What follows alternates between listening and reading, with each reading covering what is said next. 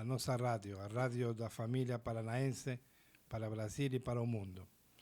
Estamos nesse programa do dia de hoje, nas vísperas de um feriado de Páscoa, para debatir algunos temas de ámbito internacional. Serán 4 temas más importantes. Los Estados Unidos, como no puede ser de otra manera, con la situación actual y a su relación con Brasil, con los tarifazos. Segundo, las elecciones realizadas esa semana pasada en Ecuador, o asilo político da ex primera dama do Perú, y la situación de la guerra de Israel na Palestina. Vamos a dar inicio entonces a primera noticia del día de hoy, que es la visita del presidente de El Salvador, Bukele, a Trump, que dice que quiere deportar un máximo posible de inmigrantes para El Salvador y que ayudaría a pagar por más megapresidios. El presidente de Estados Unidos recibió un salvadoreño en la Casa Blanca en esa segunda feria, en esa semana, al presidente Donald Trump, que afirmó que pretende deportar cuantos inmigrantes for posible para El Salvador y que su gobierno podría ayudar al país de América Central a construir más megapresidios. ¿Qué son los megapresidios? Los megapresidios son presidios de seguridad máxima que el presidente Bukele ha construido en las inmediaciones de la ciudad de San Salvador, la capital de El Salvador, donde hospedan de entre 2.000 a 5.000 detentos. La fala de Trump ocurrió durante un encuentro con el presidente salvadoreño en la Casa Blanca, y un republicano recibió a Bukele con un aprieto de mano y un sonriso en el rostro y rasgó elogios para él, llamándolo de un baita presidente. Preguntado por los jornalistas cuántos inmigrantes ilegales Trump planea mandar para El Salvador, el republicano afirmó cuántos for posible. El presidente americano afirmó ainda que pidió a Bukele para construir nuevos megapresidios y que los estados podrían ayudar a pagar por ellos. Él le dice que él está en estructuras bien fuertes y no brincan los servicios. Él gustaría de facilitar y dar un paso além. Podría ayudar a pagar por las prisiones si nuestras leyes permitieran, afirmó el presidente Donald Trump. Bukele se tornó un brazo fuerte en la embestida de Trump contra inmigrantes ilegales en los Estados Unidos, y este pequeño país de América Central ven recibiendo los extranjeros deportados que el país afirma ser criminosos en su mega prisión de terroristas en El Salvador. Aproximadamente desde el mes de marzo, El Salvador aceptó a más de 200 inmigrantes venezolanos enviados por los Estados Unidos, que según autoridades de la administración Trump estarían envolvidos con gangues y crímenes violentos, y los colocó en la mega prisión de seguridad máxima construida para gangues y terroristas, localizada en los alrededores de la capital San Salvador, como dice anteriormente. Durante ese encuentro en un salón oval, Trump renovó elogios que ya había feito Bukele en el día anterior. Afirmó que él está haciendo un trabajo fantástico y se dice muy honrado en recibirlo. Según la programación divulgada antes del encuentro, ellos almorzaron juntos y él le dice que el presidente de El Salvador está siendo increíble para su país y gostamos de trabajar con você porque você quiere parar el crimen, así como nos. Yo quiero decir al pueblo de El Salvador, dice el presidente Trump, él está en un baita presidente. Quiero agradecer por lo grande trabajo que ustedes están haciendo. Muy obrigado, afirmó Trump en el comienzo de la reunión. Trump también completó diciendo que los presidentes tienen una grande relación. Comentó la apariencia del joven de Bukele y que parecía un adolescente. Él creció bien los últimos 5 años después de recibir esos elogios. Con un sonriso dice que era un honor estar en un salón blanco, un salón oval, y que él estaba muy feliz. Importante asinalar para los oyentes que durante la visita del presidente de El Salvador existieron protestos de la familia Kilmar Armado García, que es un inmigrante salvadoreño que fue deportado por engano para la mega prisión del país. Esos protestos fueron realizados en frente de la Casa Blanca, y en un encuentro que fue el presidente caribeño dice que no tiene poder para devolver Kilman a los Estados Unidos y llamó a propuesta de absurda. Es decir, los Estados Unidos tienen interés en poder haber el caso de la familia Kilman Armando García, que como falei foi um imigrante salvadoreño que foi deportado por erro, segundo sua família, e o presidente de El Salvador não quer reaver essa situação. Durante a reunião, o secretário de Estado, Marco Rubio, afirmou que o imigrante estava ilegal nos Estados Unidos e que o governo Trump o devolveu para seu país. Un asesor de Rubio afirmó que ninguna corte tiene el poder de forzar políticas de relaciones exteriores al gobierno americano. Bukele fue saludado con boas-vindas en los perfiles oficiales de la Casa Blanca, en las redes sociales X, y en ese domingo fue una reunión con jornalistas donde elogió al presidente americano diciendo que ha sido muy satisfactoria y muy benéfica la relación con los Estados Unidos por parte del país, pequeño país de América Central. En relación entre Trump y Bukele, ocurre en un momento en que el pequeño país de América Central se tornó una pieza llave en las deportaciones en masa de inmigrantes ilegales conducidas por el gobierno Trump.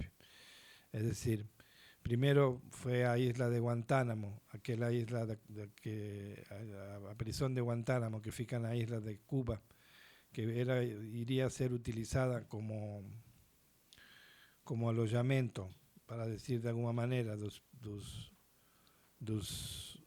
deportados inmigrantes ilegales, como llama el gobierno Trump, y ahora buscó otra alternativa, além da isla de Cuba, en el presidio de Guantánamo, que es el país de El Salvador, que en los últimos meses, a partir del mes de marzo, ha sido un aliado incondicional en las diferentes políticas de deportaciones en masa que los Estados Unidos ven utilizando, en especial de deportaciones de venezolanos y de inmigrantes de México que han sido enviados para su país y algunos otros países de América Central. Todos los países de América Central, los deportados, los inmigrantes ilegales, han sido conducidos a El Salvador. Por eso, a importancia la reunión que te he mantenido en la segunda y en la tercera feria, el presidente de El Salvador y el presidente de los Estados Unidos. El Salvador, como falei anteriormente, aceptó más de 200 inmigrantes venezolanos enviados por los Estados Unidos, que acusaron a estos inmigrantes de estar envolvidos con gangues y crímenes violentos. Y eso colocó en una notoria prisión de seguridad máxima para gangues localizados en la capital de San Salvador. Trump dice a jornalistas a bordo de Fuerza Aérea que un avión presidencial que Bukele está siendo increíble al hablar sobre deportados enviados por los Estados Unidos para mega prisión do político. Cuestionado si está preocupado con relatos de violación de los derechos humanos no local, afirmó que no está preocupado con la violación de derechos humanos no local, porque él dice que no tiene acontecido violaciones a los derechos humanos, todo está siendo feito de acuerdo con las leyes americanas. Él afirmó que está cuidando de muchos problemas que tenemos que realmente no sermos capaces de resolver a partir de aquel momento. Él está haciendo eso, él ha sido increíble. Tenemos personas mucho más en aquella prisión, personas que nunca deberían tener permitido que ingresasen en nuestro país, destacó Trump. Asesinos, traficantes de drogas, algunas de las peores personas del mundo están en aquella prisión, afirmó. Es decir, existe una voluntad política del gobierno americano de transformar a El Salvador en una prisión para ese tipo de deportaciones. Estoy siempre disponible, al contrario de Biden, dice que él achaba que Biden daba entrevista en horarios inhóspitos y que él le podía dar entrevistas en cualquier horario para poder destacar lo que es importante en la política exterior americana. Lo que es válido destacar en ese momento, a partir de esa noticia, son las diferentes misiones o funciones que cumplen determinados países al servicio de los Estados Unidos. En el caso de este pequeño país situado en Centroamérica, El Salvador, con su capital San Salvador y su presidente Bukele, nos podemos observar a diferentes actitudes por parte da administração, por parte do seu secretário de Estado Rubio, onde eles sustentan en forma categórica ser El Salvador un aliado fundamental en la lucha contra los terroristas, contra los inmigrantes ilegales, como destaca el presidente Donald Trump. Cambiando de tema, mas sin salir de los Estados Unidos, nos podemos destacar la guerra tarifaria entre Trump y China, que segundo el Financial Times, en un artículo de esa semana, dice que es una benção para el Brasil, dice el jornal londinense. Una reportaje apunta que el sector agropecuario brasileiro gana más participación y relevancia en el mercado chinés con la guerra tarifaria iniciada por los Estados Unidos. A escalada da guerra tarifaria entre Estados Unidos y China teve un efecto positivo en América do Sul, mas especificamente no Brasil, destaca el jornal. O aumento das taxas entre as duas maiores economias do mundo deu um novo impulso ao sector agrícola brasileiro e já prejudica o agroamericano. Nós destacávamos esta observação do jornal já a semana passada, quando vimos que os espaços, os produtos agrícolas brasileiros teriam maior competitividade a partir das ações impostas pelo governo americano com a guerra tarifária, em especial com a China. A reportaje fue publicada en el jornal Financial Times, un jornal británico, en la edición de ese domingo 13/4.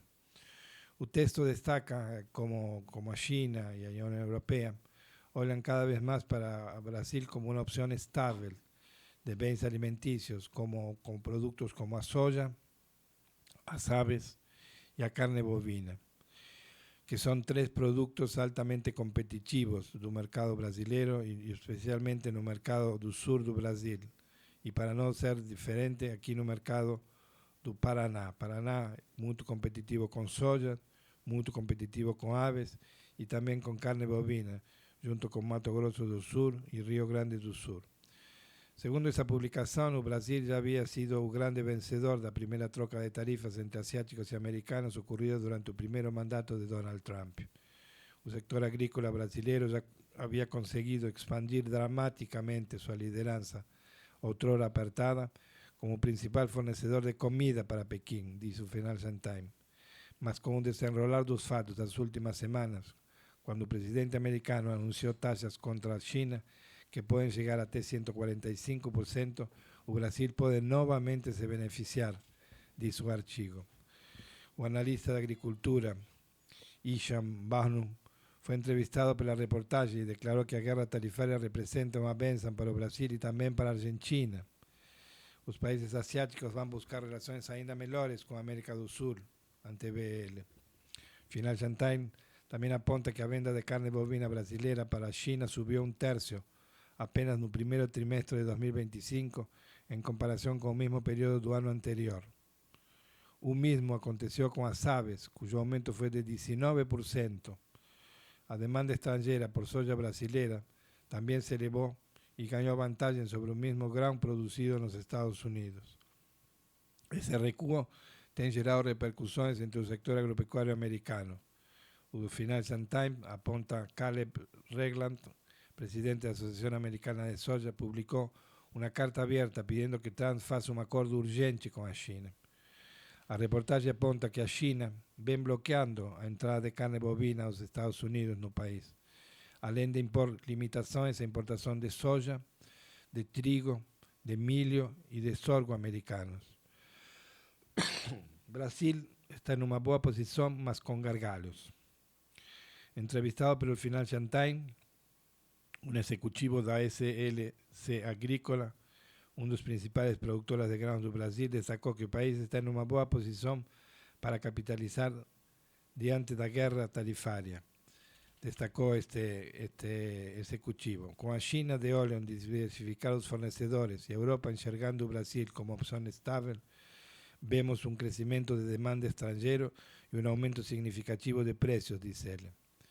La reportaje apunta que la participación de los Estados Unidos en las importaciones de comida pela China cayó 20% en 2016 para 13% 13,5% em 2023. Nesse mesmo período, a fatia brasileira pulou de 17,2% para 25,2%, seja um aumento percentual de 7,8 pontos percentuais, desculpa. No entanto, os Estados Unidos ainda possuem uma vantagem competitiva em relação ao Brasil, a infraestrutura, a famosa infraestrutura. O Financial Times revela alguns gargalhos para escoar a produção brasileira, principalmente na capacidade dos portos do país. Mas os especialistas consultados para a matéria apontam que a guerra tarifária pode levar a um aumento de investimentos estrangeiros na logística brasileira, justamente para facilitar este transporte de alimentos para outras partes do mundo. Por fim, o Financial Times destaca que os europeus aguardam a ratificação do acordo de Mercosul e a União Europeia, cujos comentários foram feitos durante o programa da semana passada, no mesmo programa, porque esse acordo entre Mercosul e a União Europeia pode representar um impulso para o sector agropecuário brasileiro. A preocupação aqui é se o Brasil terá capacidade de satisfazer sozinho esse aumento de demanda global diante das taxas impostas pelos Estados Unidos. Para Pedro Cordeiro, que representa a Federação Europeia de Manufactura de Alimentos, a União Europeia vai competir com a China, além de outros países, pelos mesmos produtos. Isso pode representar um aumento dos preços dos alimentos caso a demanda seja maior que a oferta, declarou ele ao Financial Times. Aqui nós voltamos a ter a problemática que comentamos a semana passada, que significa que possivelmente os produtos agrícolas brasileiros, como as aves, as carnes, a soja, o sorgo, o milho, eles passem a ter uma maior possibilidade de ingresso ao mercado chinês, aumentando ainda mais a dependência brasileira de um mercado potencial e comprador, que é hoje o primeiro, que é a República da China. A China representa hoje a segunda economia do mundo, mas em pouco tempo será a primeira economia no mundo seguramente, e como tal ela é um aspirador na compra de produtos alimentícios. E o Brasil, nesse sentido, pode ter alguns problemas internos, porque se a maioria dos produtos começam a ser exportados em grandes quantidades para os mercados como o chinês ou o mercado da União Europeia, podem vir faltar na mesa do consumidor brasileiro e podem vir a gerar o que a gente chama de uma inflação por exportação, é decir, pelo fato de o preço ser elevado a dólar, ou cotado em dólar, ele pode ser dolarizado também para o mercado interno. Importante destacar, como terceira notícia dessa quinta-feira, 17 de abril, que em meio do tarifaço, o comércio com os Estados Unidos bate recorde no primeiro trimestre, e Brasil importou mais do que exportou. Segundo dados do governo brasileiro e da AmCham, o comércio bilateral sumou 20 bilhões de dólares nos 3 primeiros meses desse ano. No período, o Brasil teve um novo déficit comercial no valor de 654 milhões de dólares. O comércio entre Brasil e os Estados Unidos bateu recorde no primeiro trimestre deste ano, segundo dados divulgados nesta segunda-feira pela Câmara Americana de Comércio pelo Brasil, a AmCham Brasil. O resultado positivo acontece em meio de tensões comerciais resultantes do tarifaço imposto pelo presidente norte-americano Donald Trump, a maior parte do planeta, e que atinge também o Brasil, sobretudo em produtos como o aço e o alumínio, como comentamos no último programa. De acordo com o Monitor de Comércio Brasil-Estados Unidos, publicado a cada 3 meses pela AmCham, corrente de comércio atingiu 20 bilhões de dólares entre janeiro e março de 2025, o maior valor já registrado para o período desde o início da série histórica, e o crescimento foi de 6,6% em relação ao mesmo trimestre de 2024. Informa a AmCham que o resultado reforça a solidez da relação bilateral e o dinamismo do comércio entre os países.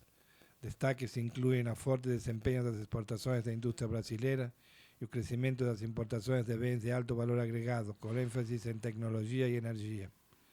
Segundo os dados do Ministério de Desenvolvimento, Indústria e Comércio Exterior, o MEDIC, as exportações brasileiras para os Estados Unidos sumaram 9,65 bilhões no primeiro trimestre desse ano, ao mesmo tempo que as importações totalizaram 10,3 bilhões de dólares. Com isso, houve um déficit comercial de 654 milhões de dólares para o Brasil no período. Os resultados do primeiro trimestre de 2025 reforçam a qualidade e o caráter mutuamente benéfico da relação comercial entre Brasil e os Estados Unidos. As empresas que participam dessa relação desejam ampliar ainda mais o comércio e os investimentos bilaterais, afirmou Abraham Neto, presidente da AmCham Brasil. A AmCham Brasil reforçou a importância de preservar um ambiente comercial previsível, transparente e construtivo, pautado pelo diálogo entre os sectores público e privado. É fundamental preservar as condições para que o comércio entre Brasil e os Estados Unidos continue gerando inovação, empregos e desenvolvimento para ambos países, concluiu Abraham Neto. O tarifazo dos Estados Unidos. O governo dos Estados Unidos anunciou em março um aumento de tarifas sobre aço e alumínio, impactando as vendas externas brasileiras desses produtos aos Estados Unidos, que ficaram mais caras. No comércio desse mês, o diretor de Estadísticas e Estudos de Comércio Exterior do Ministério de Desenvolvimento, Erlon Brandão, afirmou que é possível que o resultado da balança comercial de março tenha sido influenciado pela decisão dos Estados Unidos de subir as tarifas de aço e alumínio, englobando produtos brasileiros. Pode ser que sim, que tenha impacto, mas a gente ainda não consegue perceber esse efeito direto do aumento da tarifa de aço e alumínio, declarou Brandão do MEDIC na ocasião. Donald Trump anunciou na semana passada a imposição de tarifas a países do mundo que, no entendimento da Casa Blanca, roubam os Estados Unidos na relação comercial. Os produtos brasileiros foram taxados com menor índice de 10%, só de 10%. Desde o anúncio, países como a China e blocos como a União Europeia passaram a articular uma reação ao tarifaço. Além disso, México e Canadá já vinham anunciando medidas ao longo das últimas semanas. Nesta quinta-feira, no dia 10, Trump recuou e afirmou que iria pausar por 90 dias o programa de tarifas recíprocas e reduzirá para 10% as tarifas de importação contra países, excepto a China. No caso dos produtos chineses, as taxas impostas pelos Estados Unidos aumentarão para 145%, o que causou retaliações do Pequim. Na sexta-feira, dia 11, a China anunciou mais uma medida recíproca e as tarifas impostas pelo país aos Estados Unidos chegarão a 125%. Então, as tarifas dos produtos chineses nos Estados Unidos, 145% de taxação. Os produtos americanos entrando no mercado chinês, 125% será a tarifa imposta pelos chineses. O segundo número da AmCham, as exportações industriais brasileiras para os Estados Unidos sumaram 7,8 bilhões entre janeiro e março, que é o maior valor já registrado para um primeiro trimestre. Com isso, os Estados Unidos ampliaram sua liderança como principal destino da indústria brasileira, passando a representar 18% do total exportado pelo sector, acrescentou a entidade. Vamos ter alguns produtos que foram destaque nas exportações. Os sucos aumentaram 74,4%, os óleos combustíveis aumentaram 42%, o café não torrado aumentou 34%, as aeronaves aumentaram 14,9%, os semiacabados de ferro, o aço aumentaram 14,5%. A carne bovina passou a figurar entre os 10 produtos mais exportados para os Estados Unidos, com uma alta expressiva de 111%, ocupando a nona posição. E as importações. Na pauta de compras nos Estados Unidos, segundo a AmCham, no Brasil foi dominada por bens manufacturados, que representan 89,2%, con destaque para máquinas, medicamentos, petróleo y equipamientos de procesamiento de datos. Las compras de petróleo bruto aumentaron 78%, revertiendo la tendencia de queda anterior e impulsionando el sector energético. Ya las importaciones de gas natural recuaron, refletiendo menor demanda en el inicio del año.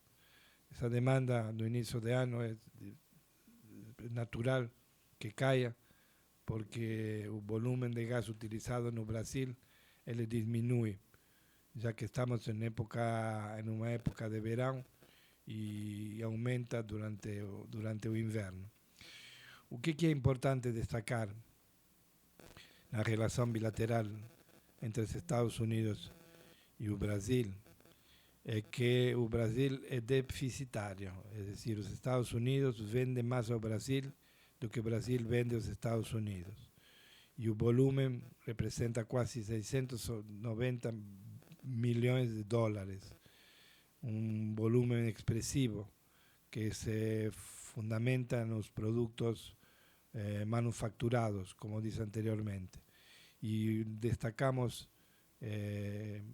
como un aspecto importante de esa noticia antes referida, cómo determinados productos, en especial carnes, en especial sucos y café, han aumentado a sus exportaciones para el país americano.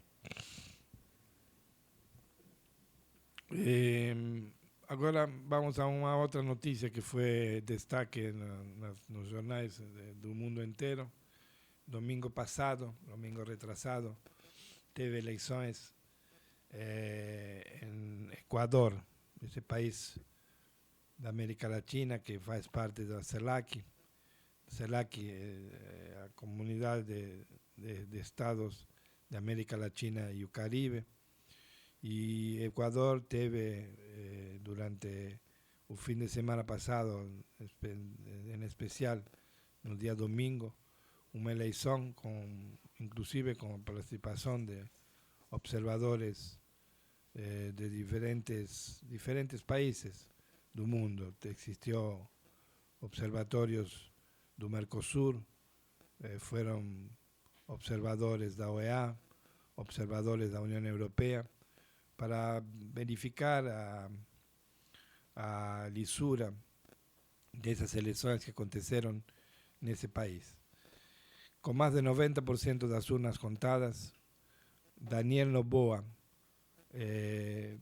estaba al frente de Luisa González por más de 1 millón de votos, con una diferencia de 12 puntos porcentuales, de 56 contra 44%.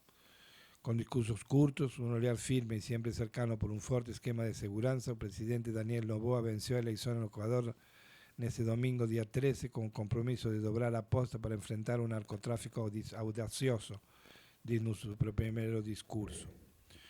Do alto de un tanque de guerra, vestido de colete y capacete a prueba de balas, Noboa lanza advertencias a los criminosos en las áreas más peligrosas del país. Otras veces aparece en Instagram con ropas esportivas, guitarra acústica y cantarolando en inglés una música de Go Go Dollies. En ese sábado, él decretó un estado de emergencia en 7 de sus 24 provincias. A medida abrangió a capital, Quito, y todo el sistema prisional del país fue adoptado debido al aumento de violencia causado por el tráfico de drogas.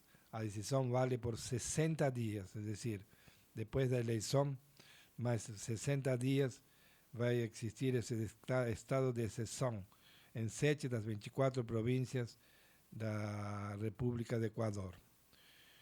Con poca experiencia política, Noboa se tornó a los 35 años el presidente más joven de la historia de Ecuador. Mas nada se resuelve en un año, repetía el jefe de Estado.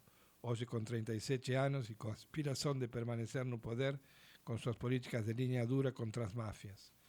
Él dice que los narcotraficantes nunca imaginarán que yo tenía condiciones para declarar guerra contra ellos, dice la revista New Yorker en el mes de junio. Reeleito por más de 4 años, quebrará por la segunda vez a escrita Dupay, un empresario del sector bancario que tentó sin suceso llegar a la presidencia en 5 ocasiones. Nacido en los Estados Unidos y formado en prestigiosas universidades extranjeras, Noboa fue electo para completar hasta mayo un mandato de Guillermo Lasso. El expresidente disolvió el Congreso y abrió camino para la realización de elecciones anticipadas para fugir de la destitución en un juzgamiento político por corrupción. Noboa es sommelier, quiso ser músico cuando era más joven, intentó ser vegetariano, colecciona pimientas y es apasionado por carros, caballos y guitarras, segundo familiares próximos. Mesmo siendo uno de los presidentes más populares de América Latina, las pesquisas prevían un segundo turno acerrado contra la izquierdista Luisa González, heredera política del expresidente Rafael Correa, que gobernó el país entre 2007 y 2017. Más soldados. Atlético y tatuado, Noboa evita se expone en palenques, colectivas de imprensa y entrevistas, más distribuye abrazos y selfies por donde pasa. Acumuló apoyos con una ofensiva contra el narcotráfico, que incluye el envío de militares a ruas y dentro de las prisiones, donde exhibe presos seminús o que le rindió comparaciones con Nayib Bukele, presidente de El Salvador. También ha sido criticado por organizaciones de defensa de los derechos humanos por abusos de la fuerza pública durante los prolongados estados de excepción, como de este sábado, y por la declaración de conflicto armado interno. 4 meninos fueron asesinados y tuvieron sus cuerpos carbonizados en Guayaquil, en un caso envolviendo 16 militares. En la recta final de la campaña, el presidente actual buscó el apoyo del presidente americano Donald Trump en la lucha contra el crimen y no descarta a volta de bases militares extranjeras hoy prohibidas por ley. Além disso, anunció una alianza con Eric Prince, fundador de la empresa americana de seguridad Blackwater, cuyos funcionarios mataron y hirieron decenas de civiles en Irak. Precisamos de más soldados para luchar en esa guerra. 70% de cocaína mundial sale pelo Ecuador.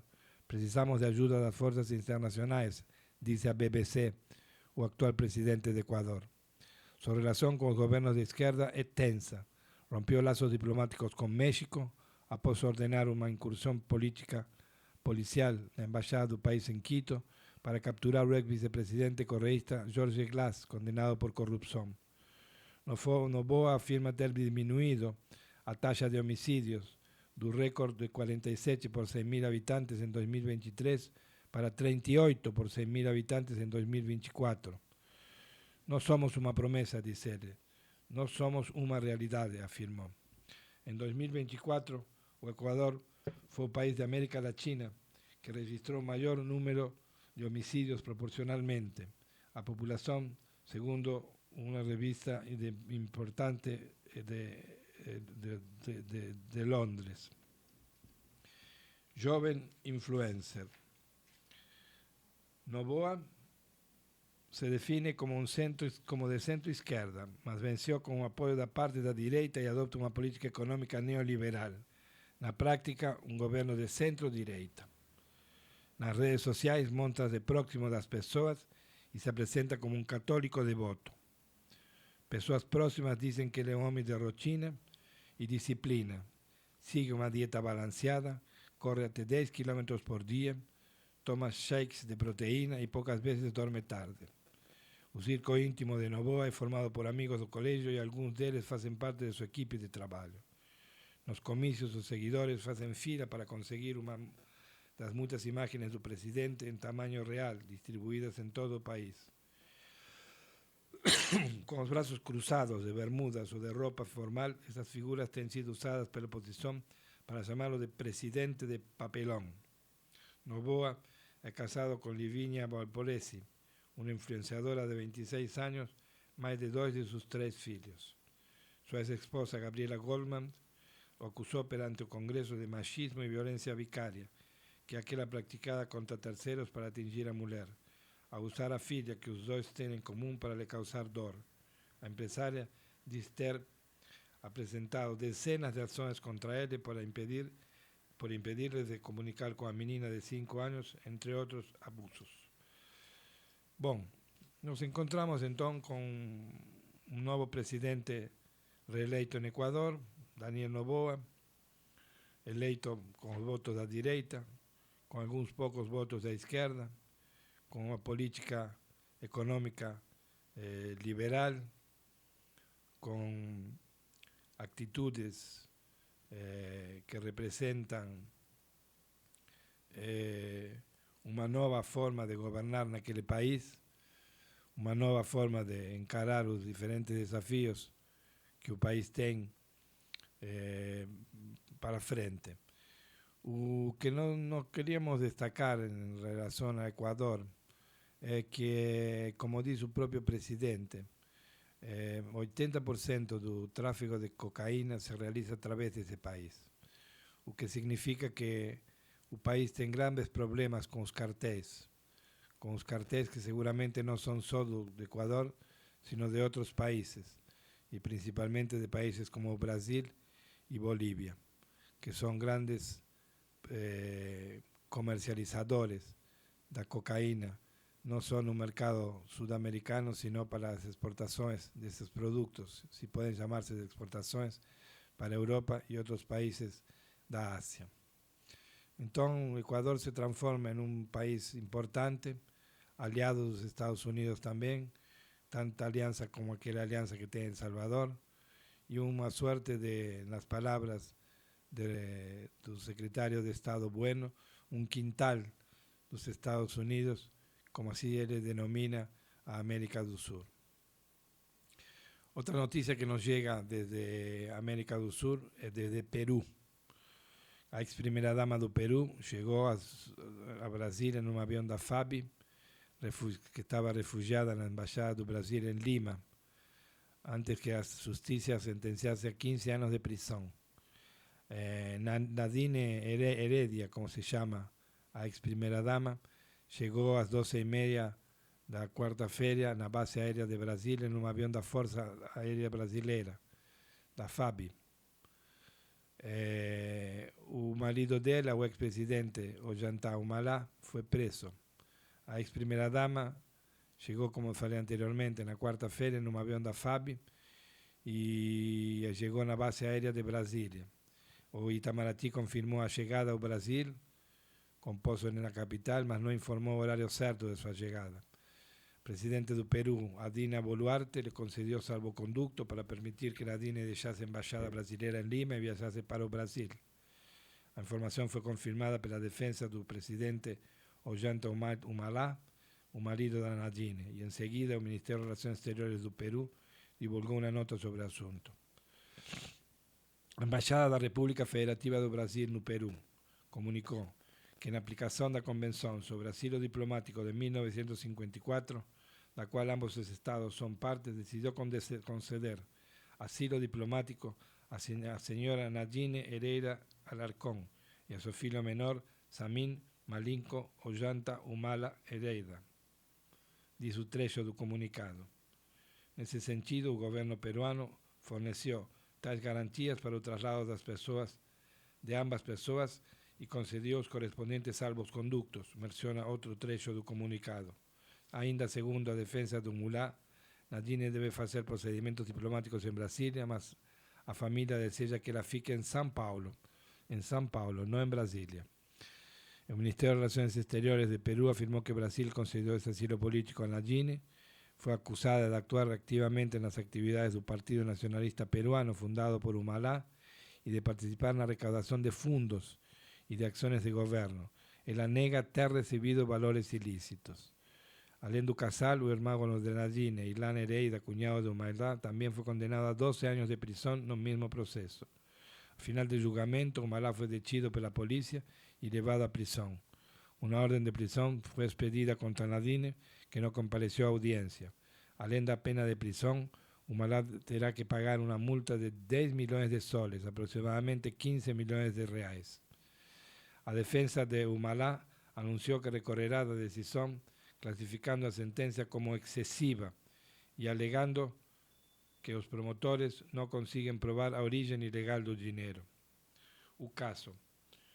Humala fue el primer expresidente peruano a ser juzgado en el escándalo de corrupción de Odebrecht, aquella empresa brasileña que actuaba en el mercado, que envolvió también otros 3 exmandatarios del país. El primero, Alan García, que se suicidó en 2019 cuando la policía llegó a su casa para prenderlo. Segundo, Alejandro Toledo, que fue condenado a 20 años de prisión por recibir propinas en troca de contratos con el gobierno. Y tercero, Pedro Paulo Kuczynski, que está en prisión domiciliaria en cuanto aguarda conclusión de las investigaciones. Humala, recordemos, venció la elección de 2011 al derrotar a Keiko Fujimori, filho del expresidente Alberto Fujimori. Keiko también llegó a ser presa por más de un año en un proceso ligado a Odebrecht, posteriormente proceso que fue anulado por la justicia. En entrevista a Agencia F en febrero de este año, Humala negó haber recibido propina de la constructora y sugirió que el dinero podría haber sido desviado por el exdirector de empresa en Perú, Jorge Barata. Si esa tesis de que efectivamente Marcelo Odebrecht tenía arranjado para que Barata enviase su dinero para su campaña, o que yo acho primero es que él no acreditó que eso tenga acontecido, mas aconteció, Barata robó el dinero, dice. ¿Cuál fue el comunicado del Ministerio de Relaciones Exteriores del Perú en relación a esta situación que vivió Brasil esa semana? El Ministerio de Relaciones Exteriores informa al público o siguiente. A Embaixada da República Federativa do Brasil no Perú comunicó que, en aplicación de la Convención sobre Asilo Diplomático de 1954, a cual ambos los estados son parte, decidió conceder asilo diplomático a señora Nadine Hereida Alarcón y a su filho menor, Samin Malika Ollanta Humala Heredia. Segundo, el Ministerio de las Relaciones Exteriores informó a la Embajada do Brasil que la señora Nadine Hereida Alarcón fue condenada por el Poder Judiciario a 15 años de prisión por lavagem de dinero. Tercero, el Gobierno de la República Federativa do Brasil solicitó a saída de los asilados con base en los artículos 5 y 12 de la mencionada convención que establecen que el Estado que concedió el asilo puede pedir a saída do asilado para territorio extranjero y el Estado territorial está obligado a fornecer inmediatamente, salvo en caso de fuerza mayor, las garantías necesarias y los salvoconductos correspondientes. Y por último, en ese sentido, en cumplimiento de los referidos artículos 5 y 12, el gobierno peruano forneció tales garantías para el traslado de ambas personas y concedió los correspondientes salvoconductos. Que no estemos aquí para comentar de esa noticia, como también la República de Perú tuvo un impacto en esa semana en la relación política que tiene con Brasil y cómo eso te ha acontecido en forma directa y siempre de acuerdo con las convenciones de derecho internacional que Brasil es signatario. En ese caso existe un convenio de cooperación, un tratado de cooperación con la República de Perú que permitió a ex primera dama o ingreso de la primera dama en territorio brasileño, en la Embajada de Brasil en Lima, a obtención de salvoconductos para poderse trasladar hasta el aeropuerto y el aeropuerto hasta el avión da FAB que trouxe a ex primera dama hasta la ciudad de Brasilia para posteriormente ser instalada en la ciudad de São Paulo, ella y su filho de menor de edad. Y por último, nos tenemos una noticia que a mucho tiempo nos estábamos sin hacer referencia, que es la guerra que acontece en Medio Oriente entre Israel y Palestina, que donde Israel dice que tropas permanecerán en Gaza por tiempo indeterminado. Las tropas israelenses controlaron más de la mitad del territorio palestino após la intensificación de ofensiva terrestre, após su colapso de cessar-fogo, segundo el levantamiento de la agencia de noticias Associated Press. Un ministro de Defensa de Israel Katz, afirmó en esa cuarta-feira que las tropas del país permanecerán indefinidamente en la faixa de Gaza, o que puede complicar ainda más las negociaciones con el grupo terrorista Hamas, por un nuevo cessar-fogo en la guerra y la libertación de los rehenes restantes.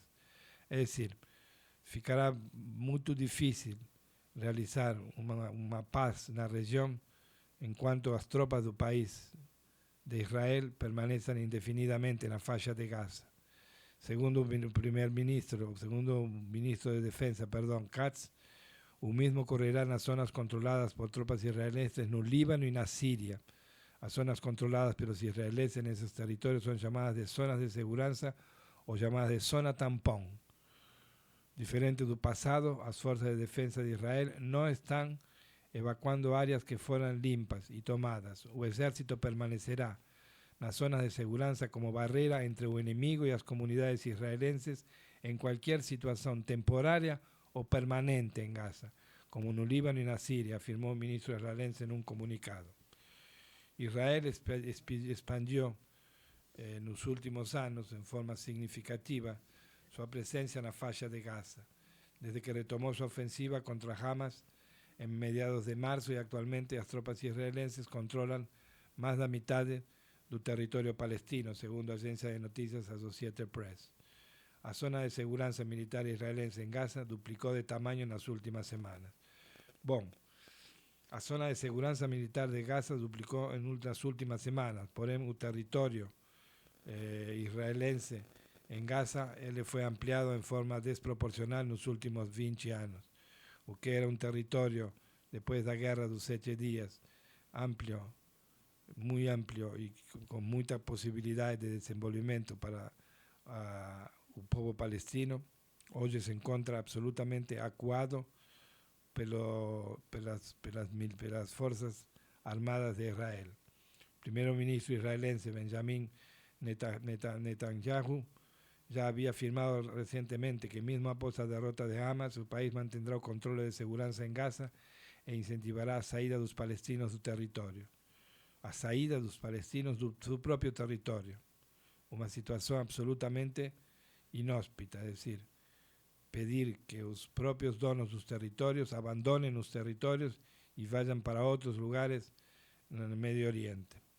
La presencia de tropas israelenses en Gaza es uno de los puntos de discordancia entre Israel y el grupo armado Hamas. Por un lado, el grupo terrorista dice que retirará el total de las tropas y un prerequisito para cesar fuego es la libertación de los reféns restantes sobre su control. Do otro, el gobierno israelense se recusa a abrir mano de zonas estratégicas como los corredores de Filadelfia y de Netzarim, alegando que su control es fundamental para la seguridad nacional de Israel. Israel también se recusó a retirar de algunas áreas no Líbano, mismo após cesar fuego con un grupo extremista Hezbollah en 2024, y estableció una zona de control en el sur de Siria, após los rebeldes del grupo HTS derrubaron la dictadura de Bashar al-Assad en diciembre del año pasado. Los palestinos y los países vecinos consideran la presencia de tropas israelenses una ocupación militar que viola el derecho internacional. Hamas afirmó que no libertará decenas de reféns restantes sin una retirada completa de Israel de la falla de Gaza y un cesar fuego duradero. Prometieron que los reféns virán primero. En la práctica, Israel está optando por tomar territorio antes de los reféns. Hay una solución deseable y viable: la libertación de todos los reféns de una sola vez, como parte de un acuerdo, mismo que eso signifique un fin de la guerra, dice la principal organización que representa a las familias de los secuestrados en un comunicado. Aquí es importante destacar que los palestinos están dispuestos a poder libertar los reféns que ellos tienen en su poder, mas sobre determinadas condiciones.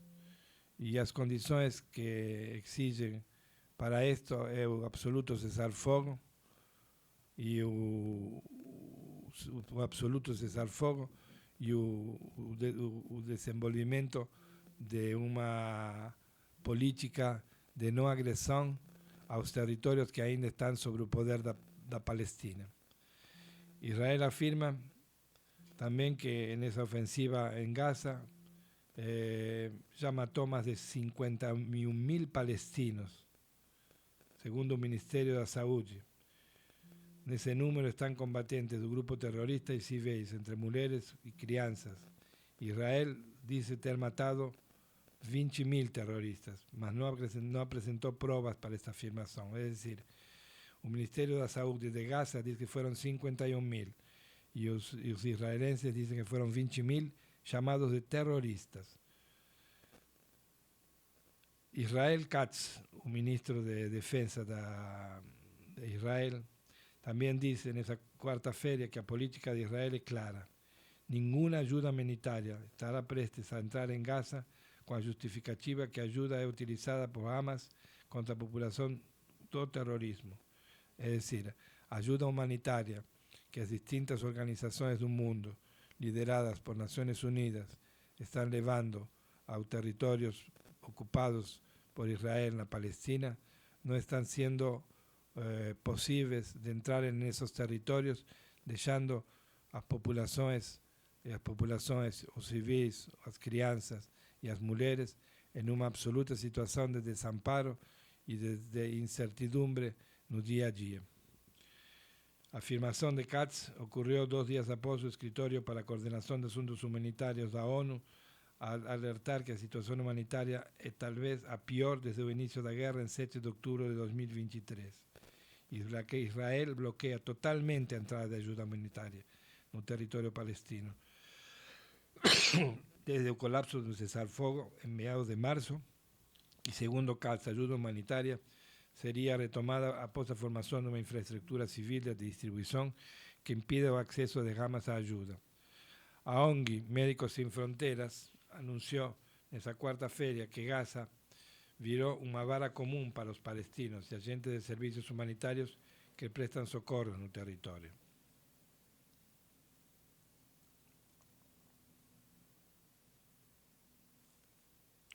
Gaza virou uma bala comum para os palestinos e aqueles que comparecem em seu auxílio. Assistimos em tempo real à destruição e ao deslocamento forçado de toda a população de Gaza, afirmou Amande Velocele, coordenadora de emergências do MSF em Gaza. Bom, com esta última notícia desse programa, dessa quinta-feira, 17 de abril de 2025, diretamente desde a República de Curitiba, a rádio Paraná Oficial, destacamos a situação alarmante que está acontecendo nos territórios ocupados. São territórios ocupados por uma potência militar contra um país que já teve um território e uma população bem maior da que hoje representa e que se encontra em uma situação de extrema dificuldade, uma dificuldade humanitária, como foi destacado nessa última matéria, onde podemos observar que não somente os territórios foram tomados, sino que as diferentes possibilidades de melhora ou de atendimento das pessoas que ocupam esses territórios possam ser beneficiadas com o que o mundo inteiro envia para os territórios da Palestina. Então, destacamos então essas 4 notícias no dia de hoje. A primeira, a de El Salvador, se construindo megaprisões para Estados Unidos. A segunda, aos benefícios do Brasil ao tarifaço de Donald Trump para a China, com a venda de determinados produtos que têm crescido para os Estados Unidos. O terceiro, a benéfica situação que o Brasil tem em relação às altas tarifas que Estados Unidos continua impondo de 145% aos produtos chineses e os chineses buscando no Brasil determinados produtos, aqueles de proteína fundamentalmente. A outra notícia, as eleições realizadas no domingo passado em Equador, com a vitória no primeiro turno do candidato de centro-direita, de direita, e o asilo que foi providenciado através da convenção e do protocolo assinado entre os dois países, a ex-primeira-dama de Peru, com o salvoconducto e a vinda da primeira-dama no dia de ontem ao território brasileiro, E por último, o destaque principal que faremos a próxima semana, com maiores informações, que é a famosa guerra, se pode chamar de alguma maneira, para não chamar de genocídio, que está acontecendo nos territórios ocupados por Israel, na faixa de Gaza. Então, deixamos aqui um grande abraço para nossos ouvintes, a que nos têm assistido, têm nos ouvido no dia de hoje, e nos despedimos para a próxima semana, no mesmo horário, na mesma sintonia, aqui na rádio Paraná Oficial, um novo programa de Paraná Internacional.